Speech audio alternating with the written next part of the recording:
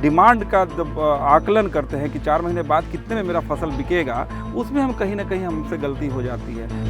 सारे demand analysis और market intelligence को हम लोग सोचते हैं कि अगर किसानों में डाला जाए, वैसे प्रगतिशील किसान हर जिले से अगर रहें तो वो किसान उद्यमी बनेंगे और उद्यमी की तरह जैसे ही वो सोचने लगेंगे तो उनकी आमदनी भी बढ़ जाएगी। जितने भी किसानों से मिलते हैं तो उसमें से मतलब बहुत से ज़्यादा किसान लोगों को प्रॉब्लम यही बताते हैं कि मार्केट लिंकेज नहीं है। पहले मांग का आकलन कर ले, डिमांड एनालिसिस कर ले, उसके बाद हम लोग पैदावार को देखें कितना पैदा करें। इस टाइप से हम लोग काम करें कि मार्केट के अनुसार हम लोग वैसे खाद्य प्रसंस्करण की यूनिट लगाएं। यूपी और बिहार, झारखंड के किसानों में यूपी के किसान का सोच बहुत अच्छा लगा। डिमांड से लेकर के और मार्केट डिमांड या मार्केट में अपने प्रोडक्ट को निकालना चाहते हैं या फूड प्रोसेसिंग में आना चाहते हैं, पैकेजिंग में आना चाहते हैं, तो ज़रूर हमारे संगठन से संपर्क कर सकते हैं। आज हर मंच पर बात होती है किसान की आमदनी बढ़ाने की, लेकिन किसान की आमदनी बढ़ाने के लिए ये भी ज़रूरी है कि उसे उद्यमी बनाया जाए।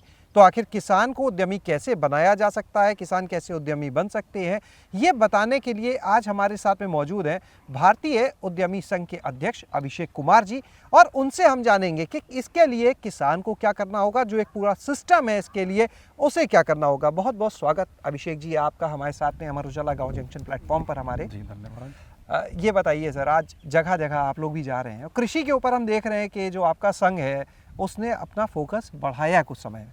जी, खास वजह ये है कि भारत में, खास करके हमारे उत्तर भारत में किसानों को और कृषि क्षेत्र में संभावनाएं काफ़ी हैं जो बढ़ती ही जा रही हैं, चाहे वो इनपुट के क्षेत्र में हो, चाहे वो प्रोडक्शन के क्षेत्र में हो, पोस्ट प्रोडक्शन हो, और उसके बाद वैल्यू चेन एडिशन में हो, वैल्यू एडेड प्रोडक्ट्स बनाने में हो, सप्लाई चेन में हो, तो पूरा का पूरा कृषि क्षेत्र में संभावनाएं बहुत बढ़ गई हैं।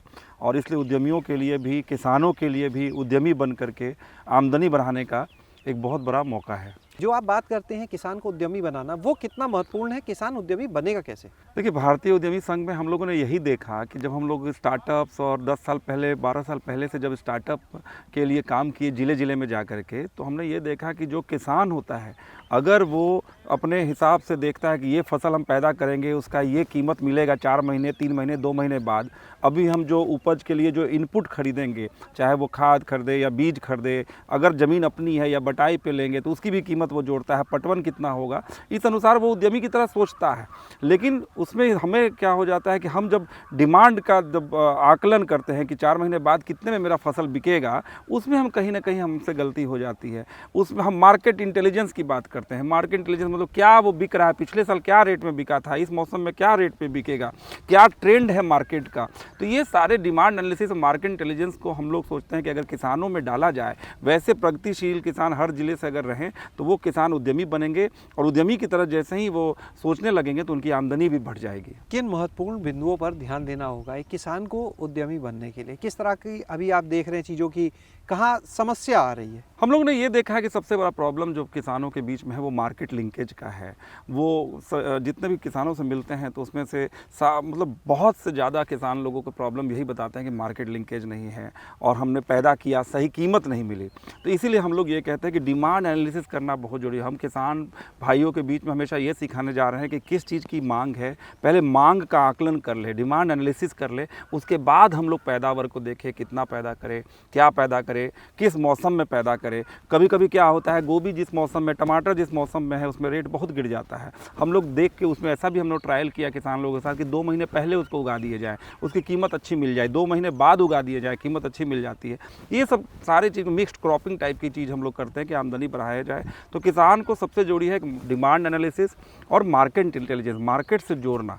तो ये हम लोगों का मेजर एरिया है जिस पर हम लोग काम कर रहे हैं। जब हम किसान की बात करते हैं, ग्रामीण क्षेत्रों से हैं, कम संख्या है जो बहुत जागरूक है, एक बड़ी संख्या है जो अभी उतने जागरूक नहीं है, या चाहे उनकी शिक्षा की बात की जाए, ऐसे में क्या करने की ज़रूरत है? फिर जो हम लोग ये समझते हैं कि किसान को कोई ज़्यादा मतलब पढ़ाने की ज़रूरत नहीं है, वो फील्ड में काम करने दीजिए, बट किसान को साथ साथ पीछे से उनको बैकअप दीजिए कि क्या मांग है, सही तकनीक उनको बताया जाए। कृषि विज्ञान केंद्र ऑलरेडी इसमें काम करती आई है, बट उनको मार्केट लिंकेज का है जिसके चलते वो अपने कृषि को उद्यम की तरह बना सकते हैं, बिजनेस की तरह सोच सकते हैं। उस पर ध्यान देने की ज़रूरत है, जिसको हम लोग सोच रहे हैं हर ज़िले में जा कर के और KVK के माध्यम से हम लोग किसानों को उद्यमी बनाएं। है। सबसे बड़ी भूमिका और किसकी हो सकती है? जो आपने मार्केट लिंकेज की बात कही है, केवीके एक आपने कड़ी बताई, इसके अलावा अगर गवर्नमेंट पार्ट की बात की जाए या इंडिविजुअल, तो सबसे बड़ी भूमिका किसकी हो सकती है? हमें लगता है कि किसानों को कम से कम जो भी हर ज़िले से प्रगतिशील किसानों को चुन करके कम से कम 1 साल 2 साल के लिए उनको हैंड होल्डिंग सपोर्ट में लिया जाए कि आप प्रैक्टिकल जो पैदा कर रहे हैं उसका शुरू से लेकर के आकलन कि आप क्या पैदा करें, कितने क्वांटिटी में करें, उसकी क्या कीमत मिलने जा रही है, से लेकर के पोस्ट प्रोडक्शन तक उनके उपज ख़त्म जब वो खेत से निकलने लगता है तब तक के लिए उनको हैंड होल्डिंग दिया जाए।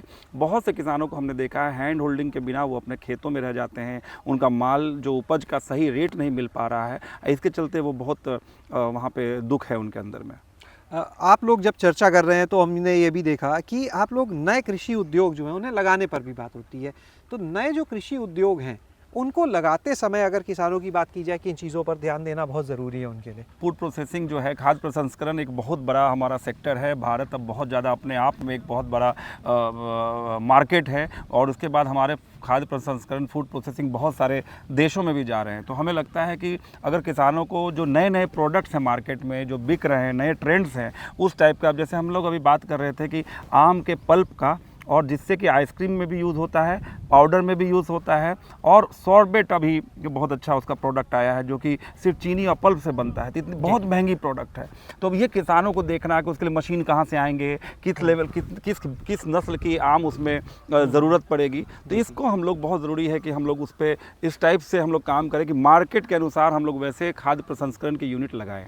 तो कुछ बिजनेस आइडिया भी लगे हाथ किसान भाइयों को बता दिए जो आपको सुन रहे हैं, जिस दिशा में वो सोच सकते हैं। देखिए, अभी तो हमारे देश में मुझे जो लगता है कि नेचुरल फार्मिंग का जो अभी जिस तरह से लोग अपना रहे हैं और कोविड के बाद जिस तरह से हेल्दी डाइट का, हेल्दी खाने की तरफ हम लोग बढ़ रहे हैं, चाहे वो सरसों का तेल हो, हल्दी हो, स्पाइसेस मसाला हो, चाहे वो फिनिश प्रोडक्ट में हो। आदमी मिलेट्स का अब इतना मार्केट क्यों बढ़ गया? क्योंकि कोविड के बाद हम लोगों ने सारे मिलेट्स, जितने तरह के मिलेट्स थे जो 100 साल पहले हम लोग सारे पूर्वज लोग खाते थे, अब वो फिर से परिचलन में आ गया। टाटा जैसी कंपनी मिलेट्स के चिप्स बना रही है। तो हमें ये देखना है कि मिलेट्स के प्रोडक्ट्स आए, चाहे वो मसाला के या नेचुरली और ऑर्गेनिक आप तेल मसाला के क्षेत्र में जाएं। खाद्य प्रसंस्करण में बहुत सारी संभावनाएं हैं और सिमिलर फ्रूट्स के, अगर फल के क्षेत्र में भी खाद्य प्रसंस्करण में बहुत संभावनाएं हैं। तो मुझे लगता है इसमें सारे अच्छे अगर मिल के किसान उद्यमी की तरह सोचे, खाद्य प्रसंस्करण में, फूड प्रोसेसिंग में प्लांट लगाए तो बहुत फ़ायदेमंद रहेगा। अगर पूरे सिस्टम की बात करें, कहाँ पर आपको लगता है अभी चुनौतियाँ हैं किसान को उद्यमी बनाने में, जिसको लेके सरकार को भी काम करने की ज़रूरत है कि वो हर्डल्स दूर हो जाएं? अब मुझे एक और चुनौती, अगर मेंटरिंग को, किसान लोगों को अगर उद्यमी बनने के लिए जो मेंटरिंग हैंड होल्डिंग की मैंने बात कही 1-2 साल के प्रोग्राम के थ्रू, एक और बहुत चुनौती है जो बैंक को पॉजिटिव किया जाए किसान को एग्री फाइनेंसिंग के लिए। अगर एग्री के प्रोजेक्ट्स लगाएं, फूड प्रोसेसिंग में लगाएं, या कोई किसान किसी भी अपने ज़िले में, अपने ब्लॉक में, प्रखंड में कोई लगाना चाहता है, उद्यम सेटअप किया जाता है, तो बैंक में एक स्पेशल डिवीज़न हो जो उसको प्रोजेक्ट बनाने से लेकर के, उसके प्रोजेक्ट अप्लाई करने से लेकर के इन सब में मदद करे। तो किसानों का कॉन्फिडेंस बढ़ जाएगा और बैंक से एक जो उनका जो जुड़ाव है वो और मजबूत होगा। अब तक आप लोग कई जगह जा चुके होंगे, उत्तर प्रदेश के अलावा अन्य राज्यों में भी आप लोग गए होंगे। जी। सबसे बड़ी चीज़ जो आप लोगों ने अनुभव की वहाँ पर किसानों का फीडबैक हो, चाहे वो कृषि वैज्ञानिकों का फीडबैक हो, आप लोगों ने सबसे ज़्यादा क्या ऑब्जर्व किया आ रहा है? हम लोगों ने, अगर आप बोलेंगे तो यूपी और बिहार, झारखंड के किसानों में यूपी के किसान का सोच बहुत अच्छा लगा। और ख़ास करके आज जब हम लोग सीतापुर में हम लोग देख रहे हैं कि जो नेचुरल फार्मिंग की तरफ लोग पहले से जागरूक हैं और ये कह रहे हैं कि नहीं, उनका जो उपज है वो कम नहीं हो रहा है। बहुत जगह हम लोगों ने शिकायतें देखी कि जब हम नेचुरल ऑर्गेनिक की तरफ जाते हैं तो उपज कम हो जा रहा है, बट यहाँ पर लोगों ने कहा कि नहीं, इन लोगों ने उपज इनका बढ़ा ही है कहीं ना कहीं।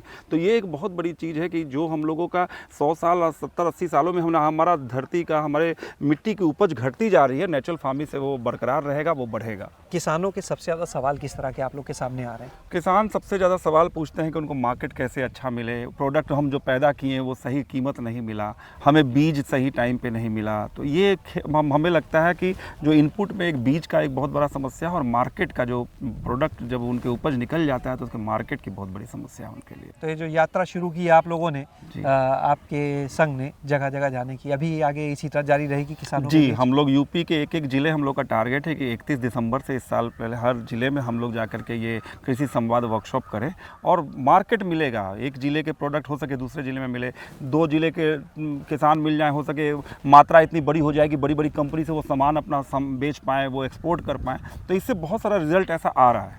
अगर कोई किसान जो आप लोग को सुन रहा है, आपको इस समय सुन रहा है, आप लोग से इंटरेक्ट करता है, बाद में आप लोग से किसी प्रकार की सहायता चाहता है या किस तरह का आप सहयोग कर सकते हैं, इसके बारे में ज़रूर बताएं। किस तरह की मदद आप लोग के पार्ट पे होगी?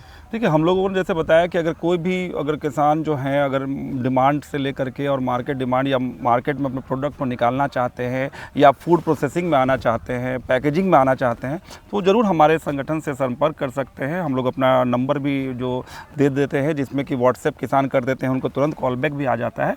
बहुत बार क्या होता है, किसान सवाल पूछते हैं तो हम लोग एक्सपर्ट लोग से वो पूछते हैं, मान लीजिए कुछ ऐसा फैक्ट्री के बारे में उन्होंने पूछा जो कि अभी यूपी में नहीं लगा है, तो हम लोग उनको पता करके कुछ दिन का समय लेकर के हमको ज़रूर बताते हैं। तो वो संपर्क कर जी, आप बिल्कुल संपर्क के लिए भी यहाँ पर बताएं। तो हम लोगों से 9507229900 और यही नंबर है 9507229911। दोनों नंबर पे व्हाट्सएप भी है और आप कॉल भी कर सकते हैं और आप किसी भी तरह का सवाल पूछें, हम लोग कहीं ना कहीं से उसका जवाब अगर हमारे पास नहीं भी हो तो हम कहीं ना कहीं से ज़रूर ला के आपको देंगे। बहुत बहुत शुक्रिया अभिषेक जी, ये महत्वपूर्ण जानकारी देने के लिए। तो यहाँ पर आप अभिषेक कुमार जी को सुन रहे थे, जिन्होंने बताया कि किस तरह से एक किसान जो है वो इस समय अगर बात की जाए किस तरह की फील्ड में जा सकता है उद्यमी बनने के लिए, उसको किन चीज़ों का ध्यान रखना बहुत ज़रूरी है, और अगर सिस्टम की बात की जाए तो वहाँ पर अभी क्या करने की ज़रूरत है जिससे किसान जो है उसको मार्केट से लिंक किया जा सके, किसान को किन बातों का ध्यान रखना है, इन सारे पहलुओं पर आज हमने चर्चा की। और जो ये संघ है भारतीय उद्यमी संघ, वो भी दरवाजे खुले हैं। कोई किसान यदि उद्यमी बनना चाहता है तो उन्होंने जो नंबर बताया उस पर संपर्क कर सकता है और वहाँ से वो अपने नए बिजनेस के लिए, उद्यमी बनने के लिए आइडिया भी ले सकता है। शैलेश अरोरा, गाँव जंक्शन। गाँव जंक्शन को सभी सोशल मीडिया प्लेटफॉर्म्स पर फॉलो करें। व्हाट्सएप चैनल और जीमेल आईडी पर भी संपर्क साध सकते हैं।